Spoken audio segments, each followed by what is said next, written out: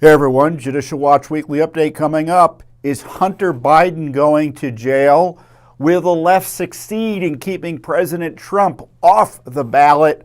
Plus a new lawsuit on Biden's shady bank bailouts. Coming up.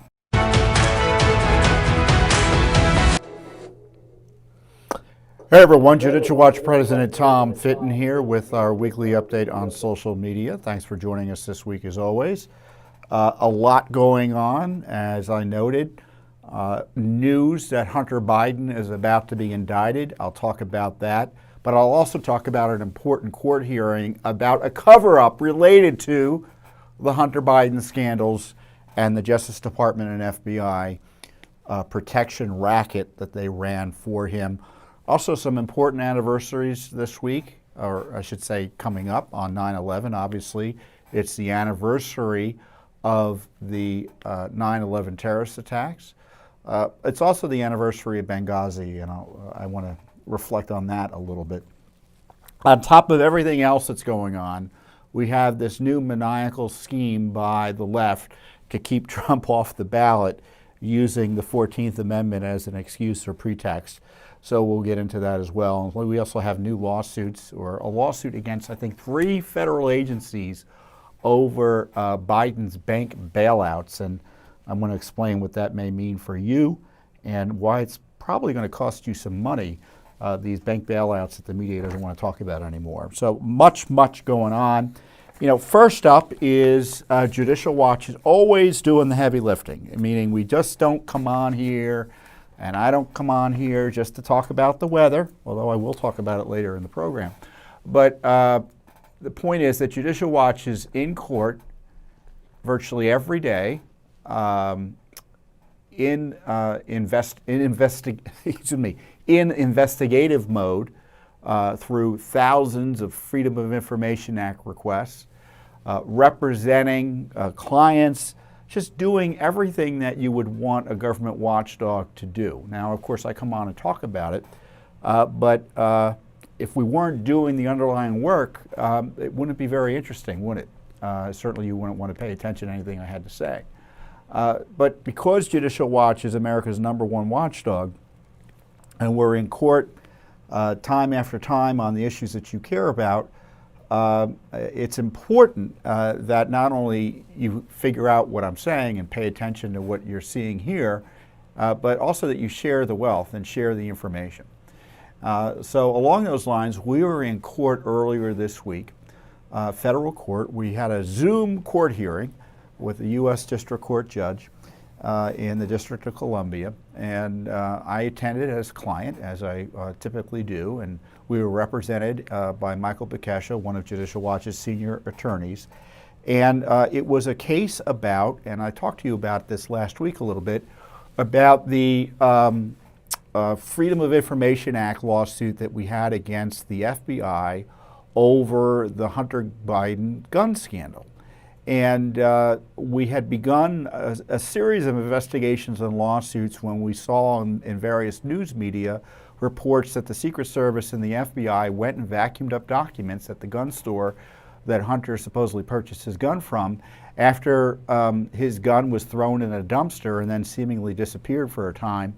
And it was thrown in the dumpster by his then girlfriend, sister-in-law, the widow of his brother. So it was just completely crazy town. And the government, rather than just giving us records about that the FBI was involved in this, because the Secret Service previously had given us records already about this issue, and the records were cagey about whether they were involved or not. But we did get records. In this case, the FBI is not only refusing to give us any records, at least now, but they don't want to even tell us how many records they have, because supposedly that would ruin their law enforcement investigation. So we can't even, negotiate with them, practically speaking, about when the records should be produced to us. The sorts of things you would do typically in a legal battle. But the court wanted to know what the basis was and what the legal basis was, and asked the Justice Department to defend their, in my view, unprecedented effort to hold these records from us by telling us that they won't even tell us how many records there are. I mean, just think about this. You're trying to fight with the government over records that would be responsive under the Freedom of Information Act. Well, how can you double check what they're doing if you don't even know how many records are at issue after they do their search? So that's where we stood. And what's interesting is, well, what's good is that the court, it was a judge, I forget her name, Lord help me, but she was a recent appointee. I think she's a brand new judge appointed by President Biden. You know, but it was a straightforward analysis. She said, you know, analysis. Judicial Watch fairly is asking these questions, and you know, we want to get these records and process along. We've been asking for these records for some time, so it's frustrating to have to litigate even the issue of whether they can tell us how many records they have, but the case is moving along. So we come out of the court, and I think it's the next day or so, we find out why they were potentially so sensitive about this issue. And that was, there was an announcement by the so-called special counsel, Mr. Weiss up in Delaware, and he filed it, I think, in Delaware court, that he would be filing what looks to be a felony gun charge against Hunter by September 29th. Now, what a remarkable turn of events, isn't it? It really confirms that the gun charge that previously they didn't want to charge him at all for, basically just they wanted to keep it off the books, practically speaking. It wasn't even technically part of the plea deal. He wasn't pleading guilty to any gun crimes. It was part of a side deal that was exposed in that infamous, or I should say famous, court hearing that exposed the Justice Department corrupt and unprecedented cover-up to help Hunter Biden get away with a series of tax and it looks like gun crimes. And you may recall those IRS whistleblowers said that it was all rigged and the Justice Department was interfering with and messing with the investigations to help Hunter and protect Joe. And part of that obstruction was the special counsel investigation. Or was the investigation by Weiss, who then wasn't special counsel, but was the Garland Justice Department liked to pretend he was, but he had no powers, and his cases were getting, and he allowed them to get, derailed. In fact, there were there were charges related to taxes that the statute of limitations were allowed to run on, meaning he can't be charged on them in theory. And that was purposely done by the Biden Justice Department. So all of that gets exposed, and so in response, what does Biden do, or Garland do, because Garland is Biden's stand-in in this regard, is that he appoints Weiss as special counsel. And so rather than basically investigate Weiss for this obstruction and the way this case was handled, the Justice Department puts the fox in charge of the hen house, relatively speaking. And so his first move, in my view, was to distract from all of that corruption I'm talking about by targeting Hunter in this gun charge. Now, maybe I'm wrong. Maybe Weiss is like, I did the best I could under terrible circumstances, and now that I'm special counsel, I'm going to go to town. And this Hunter case is the first one out of the gate, and it's going to be a broad investigation. We're going to get into all the tax issues and the foreign agent issues and whether or not Hunter and Joe were in some sort of racketeering conspiracy. Maybe that's all in the offing. And this big case, and you know, if you're Hunter, you're facing a felony charge, right? And he's potentially facing significant time in jail if he's convicted. So who knows? Now, I'm skeptical. I think, frankly, if I'm Hunter Biden, I'd say, you know, we had this deal. You weren't willing to even prosecute me or make me plead out to a crime related to this issue. And I think, in theory, the charge would relate to whether he filled out the federal form related to gun purchasing in a way that was truthful. And so he said, you know, his theory is that there's This was no big whoop. You didn't care about it initially, and the only reason you're coming after me is politics. I don't know. It's kind of a fair argument in some ways, right? I hate to be on the side of Hunter here, but that's the problem when the Justice Department plays games. You know, people who benefit from the games, obviously, you know, that's outrageous. But on the other hand, if they can also play games the other way. So it just undermines confidence in the fair administration of justice, no matter where you stand here. And this is why the Justice Department and this whole investigation should be handled by people who don't have an interest because of their prior involvement in the obstruction. And that would include Weiss and Garland. They can't be involved in this, or as best as can be prevented, they should be the target of an investigation in the least. And so any investigation, let's say the charge against Hunter is well-founded and good faith, well, people are going to question it. Hunter's going to question it. People like me are going to question it. So the Justice Department, as I keep on saying, is an ethical collapse, and every investigation they're involved in is suspicious.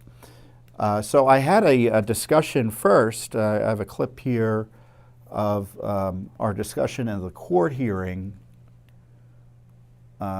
my reaction to the court hearing right after we came out of court, and I kind of go after the FBI here, and this is really part of the scandal. Let's go to that. Hey everyone, Judicial Watch President Tom Fitton here with some news. We were in federal court today against both the FBI and Justice Department, who are trying to hide those FBI documents about the Hunter Biden gun scandal. You may recall how Hunter Biden's gun ended up in a dumpster up there in Delaware, I believe. Now, the FBI doesn't even want to tell us how many documents they have about this scandal, about their potential involvement and help covering up this scandal for Hunter Biden. And of course, now they've invoked the sham and compromise special counsel as an excuse to further delay the release of these documents. Well, the court wants more information from the FBI and has demanded a brief explaining why it is they can't tell us even how many documents they have about this Hunter Biden corruption scandal. It takes heavy lifting by Judicial Watch and your support to keep on fighting against this terrible corruption here in Washington, D.C. You know, I'm glad we played that because it reminded me that they are using a special counsel as an excuse to keep these documents away from us. I guess my thinking was and is, we'd asked for these documents a long time ago. I think this request and this lawsuit was, I think, filed in January of this year. We've been investigating this long before then, long before special counsel was involved. So, you know, what's the law enforcement investigation here? Is it into Hunter, and was this whole gun scandal and the dumping of the gun somehow tied to these upcoming charges? Frankly, it doesn't sound like that's the case. Frankly, if the investigation is they're investigating the FBI and Secret Service's role in helping cover up the scandal for them, that's another matter. But we have this confirmation that the special counsel has to, quote, review all the documents that Judicial Watch wants.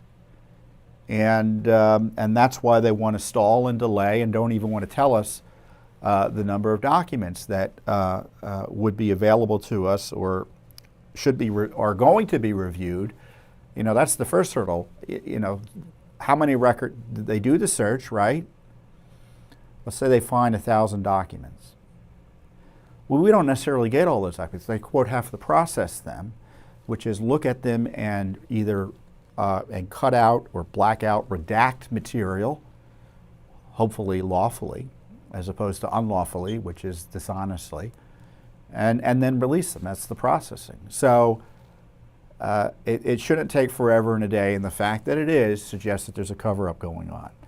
Now, you know, I laid out my concerns about the special counsel. What do you think? I run hot and cold, and I think given the corruption at the Justice Department, we should be distrustful. And this was my initial reaction here upstairs on Judicial Watch's, on the roof of Judicial Watch's headquarters. Hey everyone, Judicial Watch President Tom Fitton here with some breaking news. The so-called special counsel announced that he'd be filing charges against Hunter Biden related to his gun purchasing. This conflicted, compromised, and corrupt special counsel was caught red-handed with an unprecedented sweetheart deal for Hunter that was undone through a federal court proceeding up in Delaware. And now he's trying to distract from the fact he compromised and dropped charges against Hunter Biden that could implicate Joe Biden and countless others. Don't be distracted by this latest move concerning Hunter Biden. We should be investigating and demanding accountability, something Judicial Watch already is doing in federal court, for the Justice Department's corrupt protection of the Biden clan, a protection racket they've been engaging in, while at the same time targeting and abusing President Trump and other innocent Americans. Well, you can see I was in a very skeptical mood when I made that presentation. I'm a little less skeptical today, but I am. The point is that we've got a crisis. We can't trust the special counsel to do anything. There's little doubt that the Garland Justice Department isn't playing games in protecting Joe Biden. And the question is, what is it we do about it? And I highlighted what Judicial Watch tries to do, which is to file lawsuits and a series of Freedom of Information Act requests to get information about the Biden corruption issues, whether it be specific details of what the Bidens were up to and the corruption there. And then secondly, the IRS, FBI, DOJ, State Department, you name it, cover-up of said corruption.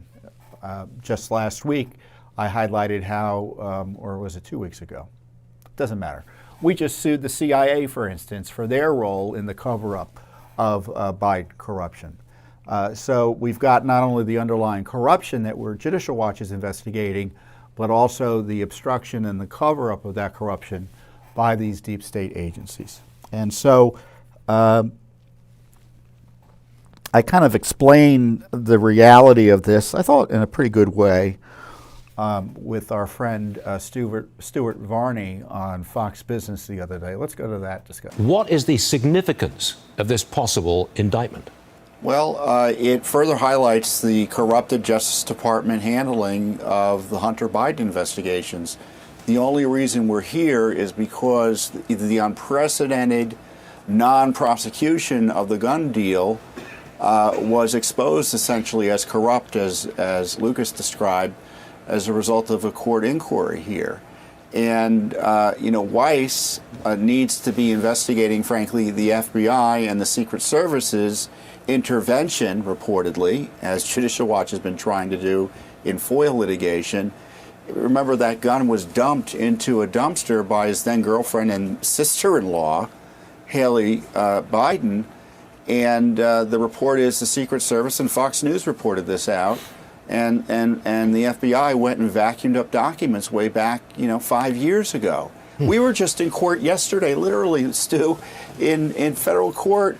The FBI is telling the court that they can't even tell us because it's a secret how many documents they have about this scandal. And I tell you, Weiss is compromised. He can't be trusted to investigate Hunter. And frankly, Hunter Biden's lawyers, I suspect, are going to say, look, we had a deal, and we're going to hold you to it.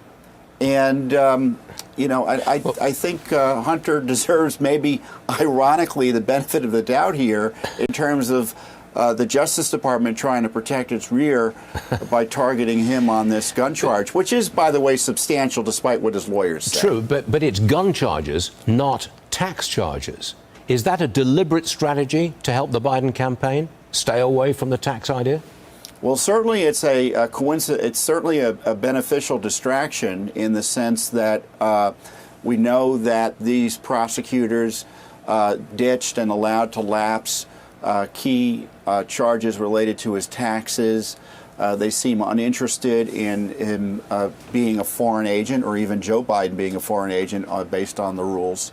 And so the big question is this special counsel going to be diligent in investigating the full panoply of Biden scandals and there's no reason to think he will be, given his misleading of Congress about what he was supposed to be doing and how the Justice Department interfered with and obstructed this investigation. Not only the Biden should be investigated, but the Justice Department, the FBI, and the IRS, and others who hampered and suppressed evidence and investigations into Biden family corruption. You know, I kind of laugh looking at that report. It's a good report. You know, when I watch, you know, it's odd, obviously, watching yourself on TV, on a TV show in this case. So now it's like two places, two people removed. But when I look at this material, when I see what Judicial Watch is saying on TV, in this case, me saying it, you know, my view is it's like I agree with that guy. I agree with that guy. It may sound weird to you, but it's like, yeah, I agree with what he's saying. And those are the big issues. Can we trust this Justice Department, this special counsel, and to fairly administer justice? And that means ensuring that Joe Biden and Hunter Biden aren't above the law, but also that they're not abused as well. And that's the concern here, and that's kind of the irony of this crazy situation with Joe and Hunter. And you know, and the thing about this gun charge, which is so outrageous, is they've been sitting on it for 5 years. 5 years. I think this gun issue first erupted in 2018, if I recall. And so there's other information, for instance, this week, and it goes back even further into the Biden administration, into the Obama administration. One thing to remember is that the Biden corruption story is an Obama corruption story. Because all the issues we're talking about, the Obama gang, they knew full well what Joe was into and the problems that Hunter was causing in terms of national security and foreign policy. And there's a new story out of our justthenews.com. I should have printed it out and highlighted some details for you, but you can look it up. Our friend John Solomon, the great journalist, investigative journalist, has a story out. There's a whistleblower with one of the big financial firms that had been asked to work on a Hunter Biden-related bond deal.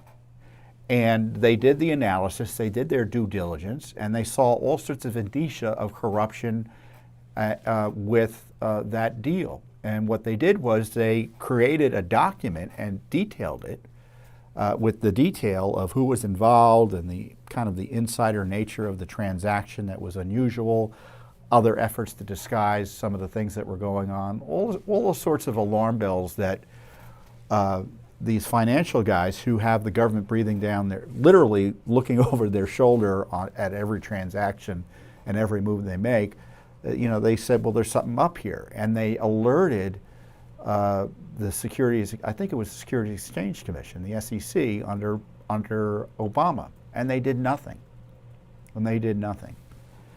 And so it was just another example of how the Obama administration was involved in protecting and covering up Hunter Biden. And why is it important? People say, well, he's the president, you know, he's not Joe Biden. Why it's important is because the other evidence is Hunter was funding Joe's lifestyle and taking care of Joe directly, complained to a family member as is infamously been highlighted in the laptop about Joe getting 50% of his money. And of course you have the 10% for the big guy. But on the other hand also, you know, you can bribe someone by taking care of a family member. So, you know, that's the big question here. Bribery, extortion, other corruption related to the Bidens, not only in the current situation as the president, but when he was vice president under Obama. And this gun charge just highlights the corruption. It's all of a sudden a charge that they wanted to have the court have no role in, they didn't even want him to plead out, is now a felony in federal court. So which is it? And we're going to find out, right? Because now it's presumably going to have to go to trial. So we'll see what happens. So you can trust Judicial Watch, though, to keep it on with our investigation into the handling of this gun charge. We have a Freedom of Information Act lawsuit in federal court already on it. And I suspect we're going to get a feel for where and how, when and how many documents we're going to get based on that court hearing we were in last week, at the latest in January. I know it seems too far away. I know it's too far away for us too, but that's the outside timeline in terms of getting this, at least in the, getting it adjudicated in a way that we can figure out what they're hiding from us. So again, that's why I love Judicial Watch. We come on and we're not just talking about the news, we're behind the news, doing this heavy lifting to get information and hold the government accountable. And then this is a great opportunity to educate you about what we find and what we're doing. So one of the other, the mirror of this corruption of protecting Hunter and Joe and the whole Biden crime family is the abusive targeting of former President Trump with indictments by the Biden Justice Department and their and Democratic politicians in New York and Fulton County, Georgia.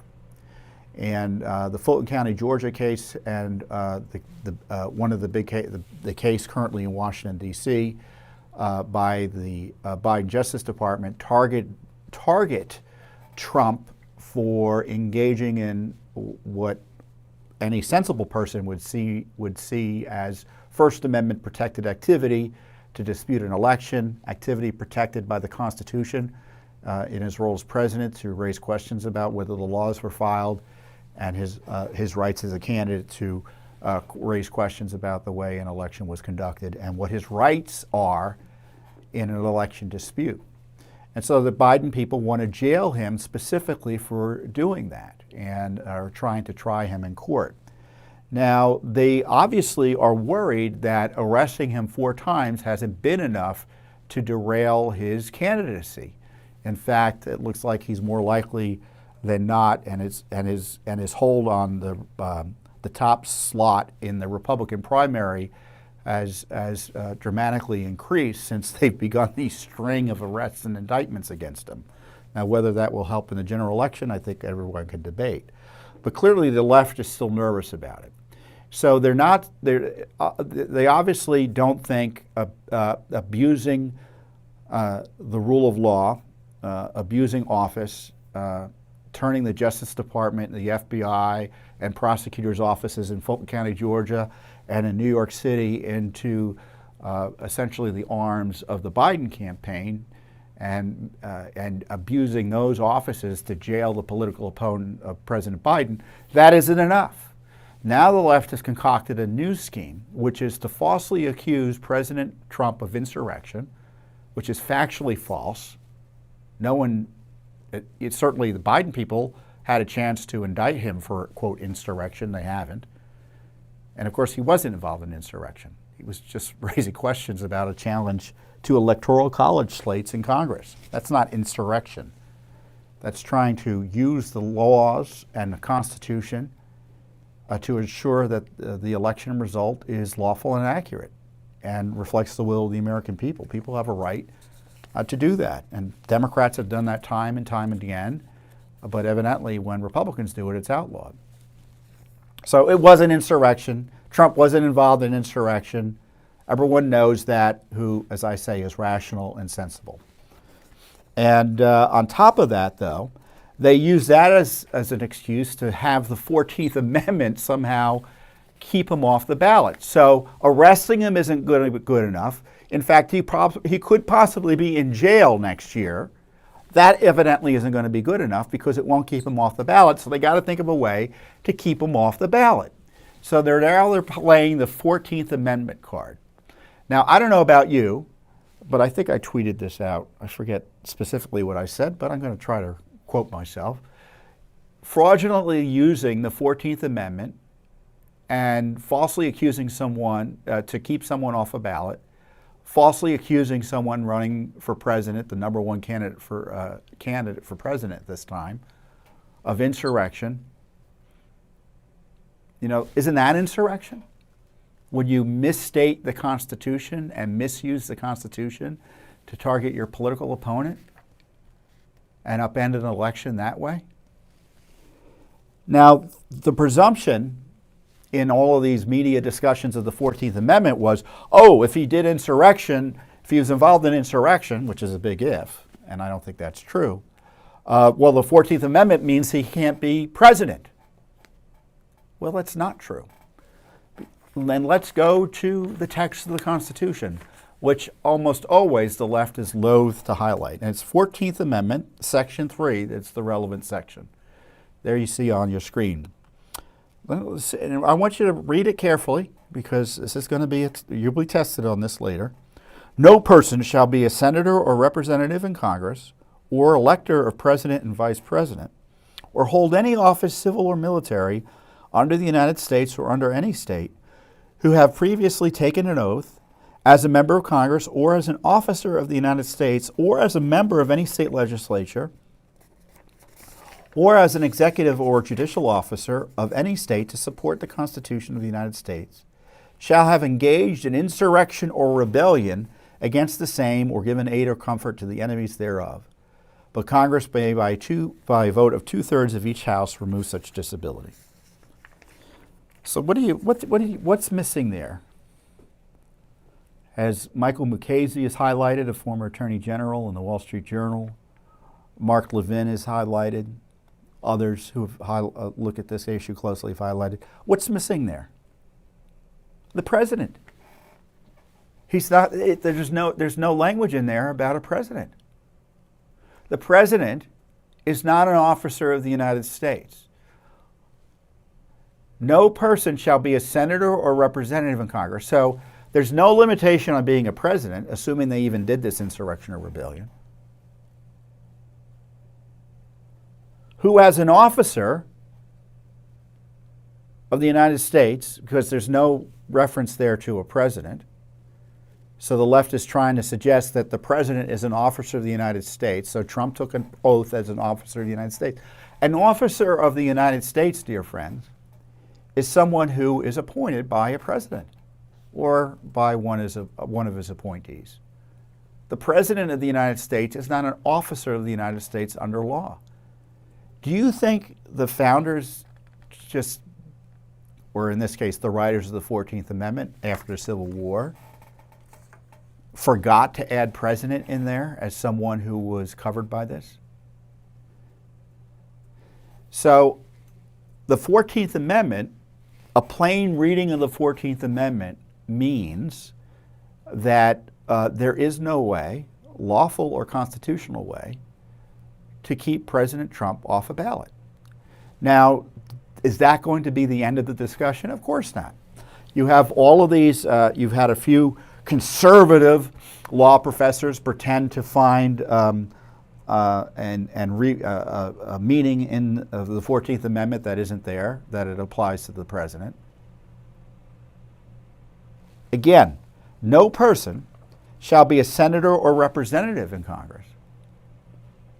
Okay, so it's no prohibition on the president. Under this reading, even if they had previously taken an oath, maybe I'm misreading this, but I think I'm fairly reading it. Even if they had previously taken an oath and then engaged in insurrection or rebellion, they still could be elected president.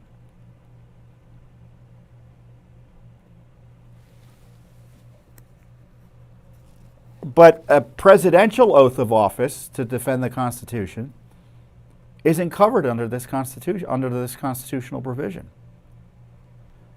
Now, the left's response is, Tom, you mean the president can engage in insurrection and rebellion and be eligible for president of the United States? My answer is, that's what it says.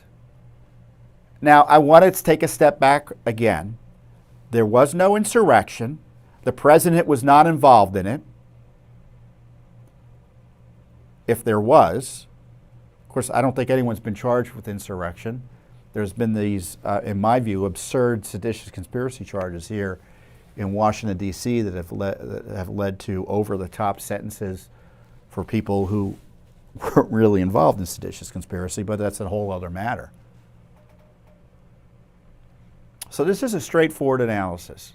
Does the 14th Amendment apply in these circumstances? The answer is no.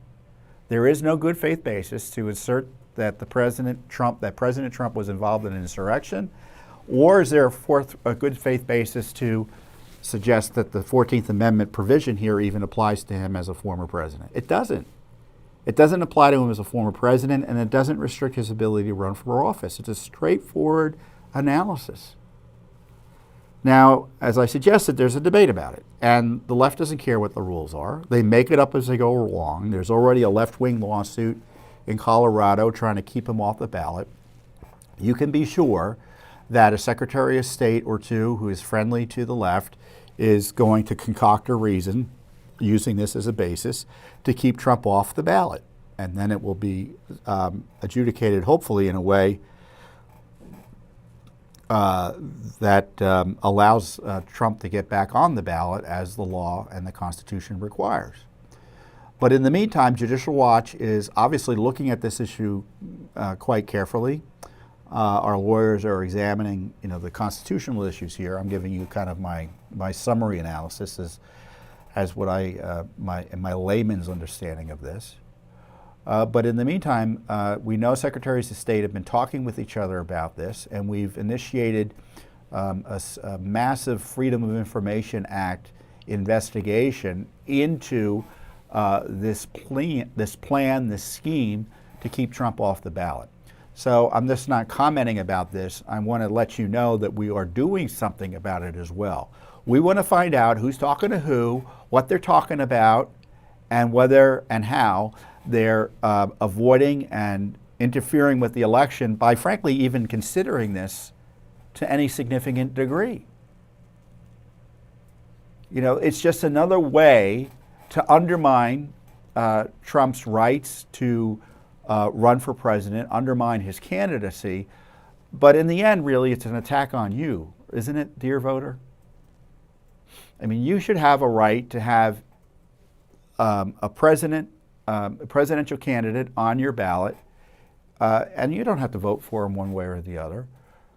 But there shouldn't be some leftist group that puts their thumb on the scales, some judge that puts their thumb on the scales, some local prosecutor who puts their thumb on the scales, or a special counsel who puts their thumb on the scales, or a federal judge or a state court judge who come in and think they can run the federal elections by deciding who can be on a ballot for president, where the Constitution obviously doesn't give them that right, or in the case of the prosecutions of Trump, pretend that it's just a normal prosecution and it doesn't matter if the whole election system in the United States is upended because they're given the time of day to these political prosecutions that the courts should summarily dismiss almost immediately. So our republic continues to be under attack. Judicial Watch continues to expose and highlight the abuses, give you the truth about what's really going on, and hopefully in educating you, adding to the negative pushback on this abuse of power. So I'll let you know when and if we get any documents on this issue, this 14th Amendment issue, but it's all part of the piece. It's all part of this effort to upend a constitutional government and really just end elections for all practical purposes. Because if candidates can only be on the ballot if Joe Biden says they can be, or a prosecutor in Georgia says they can be, or a Secretary of State in Colorado says he can be, and otherwise, there's practically speaking, you could vote for him in another state, but because he's not on the ballot in another state, your vote is negated. I mean, that's not an election. It's not an election. That's a banana republic. Well, speaking of banana republics, a hallmark of a banana republic is messing with financial institutions and manipulating the money supply and, printing currency and hyperinflation and things like that. So we've had a little bit of that I should say a lot of it, with all the crazed government spending in recent years, inflation that's, in my view, out of control and still is. And then we've had the kind of, the blowback on that is obviously run on a bank, right? Runs on a bank. Bank runs, I guess is the way to put it. And that really hasn't happened, but there have been issues with a few banks where they didn't have the wherewithal immediately to deal with pressure from bank regulators, and so as a result they were taken over by the Biden administration. And of course there's no such thing as a free lunch, so when we spend billions of dollars taking over a bank, guess who pays for it? You do. Now, I would argue ultimately you pay for it as a taxpayer, but technically you pay for it as a bank customer because it increases fees. The way they pay for these bailouts typically is by having the fees that the federal government impose on banks either increase or be siphoned in that direction. So you pay for it one way or another. And we've known, and Judicial Watch has exposed, because the last big financial crisis, we exposed it, is that all these bank bailouts are typically just bank takeovers or political operations. They're not designed to help protect the economy. Well, sometimes maybe they think they're doing that, but it's not like they're using a scientific analysis or a rigorous financial analysis. It's make it up as they go along. And so the two big banks that were taken over in the Biden administration were Silicon Valley and Signature Bank. And obviously that happened earlier this year. And we had asked some questions of the U.S. Department of Treasury, the Federal Deposit Insurance Corporation, and the Board of Governors of the Federal Reserve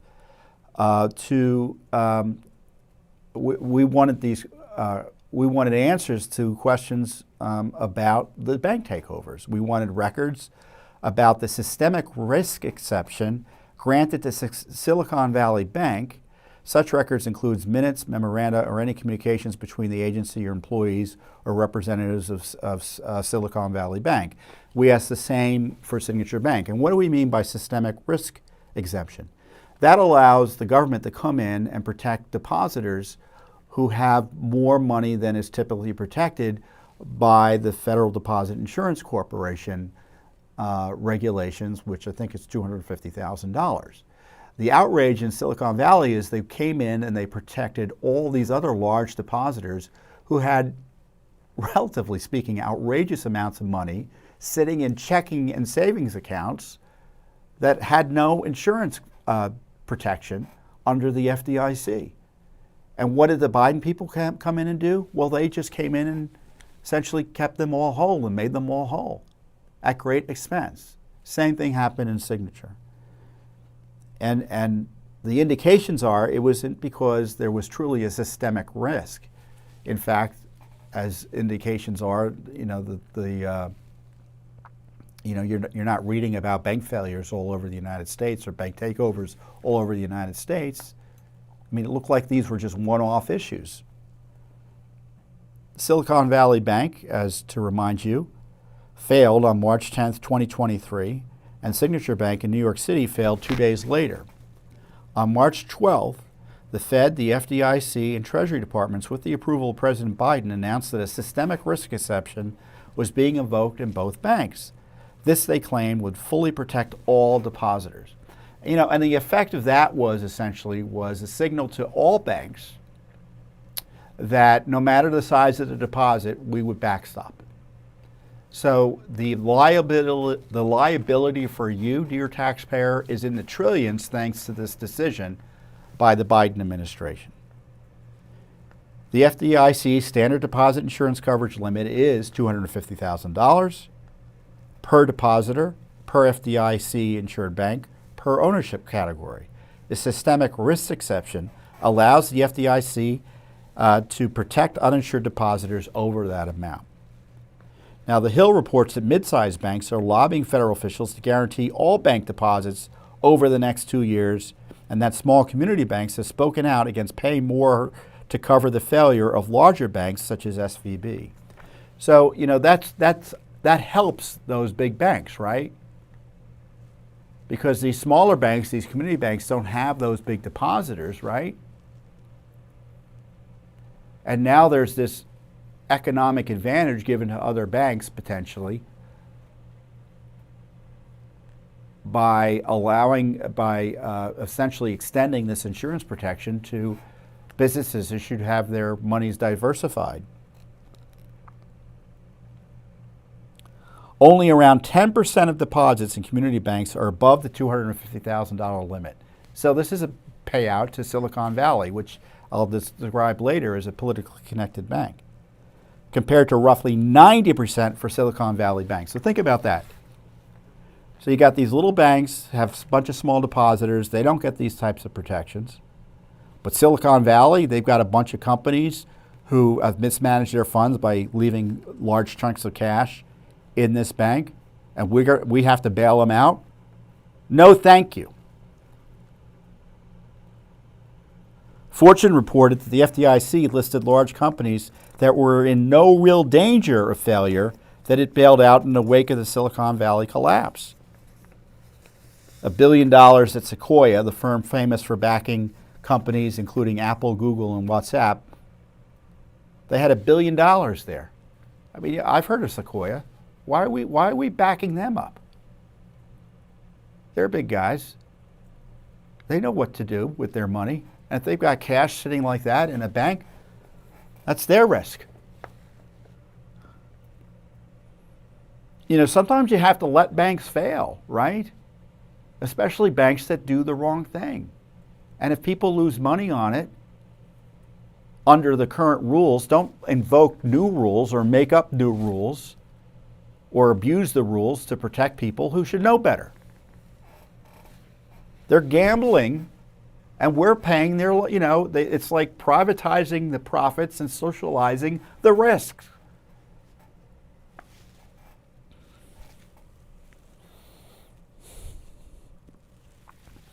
And the reason Silicon Valley got this special treatment, I would allege, was because Democrats wanted it to have protection. It was a big bank, Silicon Valley Bank in California, and the reporting was Democrats were pushing for a major bailout of the bank. Gavin Newsom reportedly lobbied, and I guess they were a funder. They helped out Newsom's wife somehow. Nancy Pelosi and other Democrats in California were involved in this fight. And Silicon Valley happened to be a major supporter of President Biden, but I guess we're not allowed to mention that, right? And the board had a bunch of Democrats on it as well. Now, Signature Bank is a little bit more interesting because the infamous Barney Frank was on that board. Barney Frank, you may remember, was a former left-wing member of Congress who was a scourge of the banks, or at least he pretended to be. But even Barney Frank, the leftist, said, they came in, they took over the bank. We didn't need to be taken over. But he thought the reason they had targeted Signature Bank up in New York was because they were into crypto. And the statists running the Biden administration don't like crypto, these cryptocurrencies. So essentially they said all your crypto stuff makes you a risky bank and we need to take you over. So that's why we spent all that money on Signature Valley. Now, the costly Biden bank bailouts, as I say in our release, have all the hallmarks of political favoritism and government overreach. And certainly the fact that the responsible Biden officials, their agencies, are hiding documents about this basic issue. Tell us the reason you decided to support multi-billion-dollar companies with precious taxpayer resources and the resources of other bank consumers. And the fact they don't give us this basic information shows they have something to hide. Now, we kind of know what it's going to show. We're going to find out, because we've done investigations like this before, that systemic risk is just whatever they say it is. They just make it up as they go along, because we uncovered this before I think I may have talked about this before on the update with Vern McKinley. Vern McKinley was a client of Judicial Watch, and we worked with him to investigate the other bailouts in 2008 and 9, and we were the only ones doing it, practically speaking. And we highlighted this in an op-ed, I think almost 10 years ago, in the Wall Street Journal.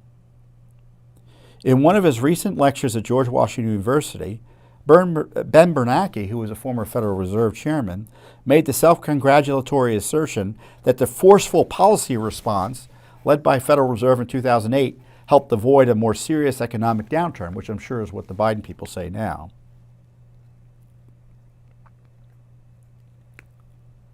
And we found, in fact, that it wasn't a forced government response. It was a hapless government response. They had no idea what they were doing. Judicial Watch found in documents, this is a fun story. I read in the Wall Street Journal that in 2008, right, during the whole financial crisis, that the banks got their first big transfer of wealth from the government, quote, protect them and to protect the economy. And the Wall Street Journal quoted the bankers saying, well, we weren't giving any choice. And I thought, well, that's interesting. Let's ask questions about how that happened. Was it a takeover or a bailout? And sure enough, long story short, we got documents that showed that this was still under the Bush administration. First of all, the Treasury Department wanted to call in the heads of the 9 top banks. And the chief of staff for Treasury, if I recall correctly, was like, well, we got to get him in over here, and we got to keep the media away. And by the way, who are the top 9 banks in the country? So they don't even know what they're regulating and who they are supposed to be regulating. And they bring in the heads of the banks, and they basically tell them, and we have the notes of the meeting, that we're going to infuse money into your bank, effectively take over your bank through this government lending process. And if you don't want to, we're going to require you to do so because all the regulators are here and they're going to require you to do so. And they were forced to sign permission slips. And we got the permission slips. It was like 3 lines showing I, Jamie Dimon of whatever, Goldman Sachs, right, authorized the government, and I'll get approval of the board later, to give us $25 billion and, sign our rights away. And it was Judicial Watch that exposed that. So whenever time you hear bank bailout, just remember it's usually a bank takeover. So we've got this big lawsuit. I just love Judicial Watch because, we're all supposed to forget about this craziness, right? All this corruption and government abuse and overreach, and they're messing with our whole entire banking system, and we're supposed to just kind of move along, whistle past the graveyard. We're not going to whistle past the graveyard. We're going to ask questions. We've sued 3 federal agencies trying to get information about why they bailed out a bunch of rich corporations when they weren't supposed to. And the fact they don't want to give us the document shows you we're onto something. Now, before I go, I do want to mention the anniversary next week of 9/11.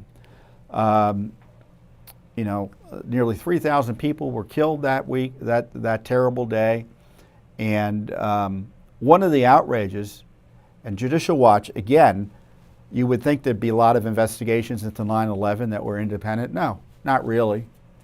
For instance, Judicial Watch exposed that one of the guys who was working with the 9/11 hijackers, Anwar al-Awlaki, who later became an internet jihadist, developed the idea of internet jihadism and recruiting for al-Qaeda online, and was assassinated, an American citizen, assassinated by Barack Obama. We uncovered that he was essentially a source and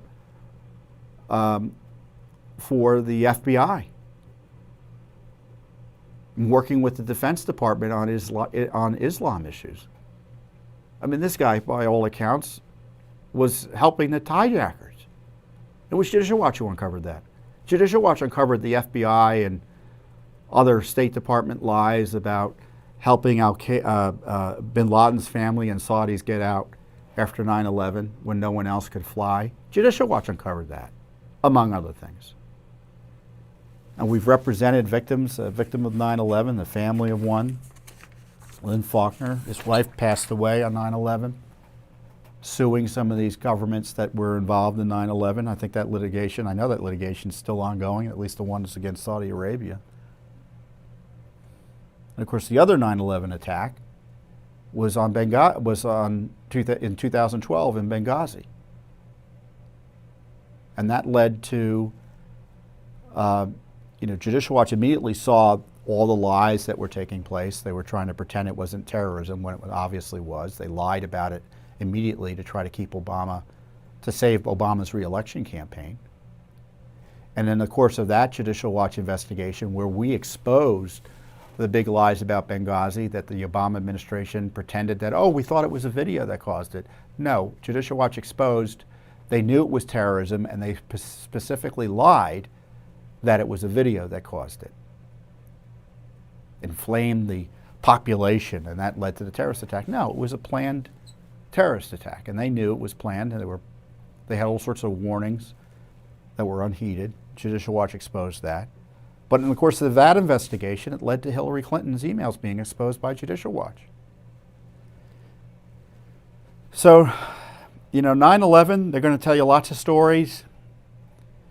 But if you really want the inside scoop on 9/11, I encourage you to go to Judicial Watch's website and read our books, Judicial Watch's books. We have several. I forget which book covers the 9/11 issues, but go to our judicialwatchbook.com, I think, and you can see all of our books. But you should read all of them, because that will give you the truth behind Benghazi, those books by me and Judicial Watch, and 9/11 in a way that you won't see anywhere else.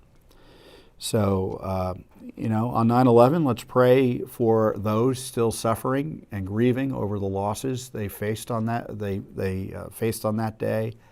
And certainly it was traumatic for everybody who was alive in America, I would think, at that time. But also pray for America that we have more competent people, and I don't think we do, who are protecting us from future terrorist attacks. Just look at the crazed border issues, and the fact is Judicial Watch has highlighted that terrorists have been using the southern border to get bad guys in for years and years, and we don't seemingly want to do anything about it. So I want to leave on a I shouldn't say more lighthearted note, because I think this is a serious issue too. It's the climate scam. It's been hot here in Washington, D.C. It's been a hotter summer than normal, probably across the United States. And of course, the left is using that as a basis to take over your lives through the climate scam propaganda effort. And I commented on that the other day. There's our nation's capital. You can see we're on the roof of Judicial Watch's headquarters. I'm Tom Fitton here. I'm just reporting that it's a hot day in Washington, D.C., and I don't know about you, but I'm tired of every weather report being an excuse to shove the climate scam down our throats and the takeover of our economy by those who are pushing this big climate hoax. Judicial Watch is front and center, as always, in trying to pry loose the truth about the climate fraud and the climate scam. But it's another hot day in Washington. I think it's kind of nice out, and the world won't end because the weather gets a little warm during the summer. I mean, if it's not one thing, it's another, right? They want to shut the country down over COVID, and believe you me, the left has visions of instituting a climate emergency and shutting down the economy further. So be warned, it's hot, but not hot enough to warrant destroying America in advance of the left's climate scam, that's for sure. So with that, I wish you the best over the next week, and I'll see you here next time on the Judicial Watch Weekly Update. Thanks for watching. Don't forget to hit that subscribe button and like our video down below.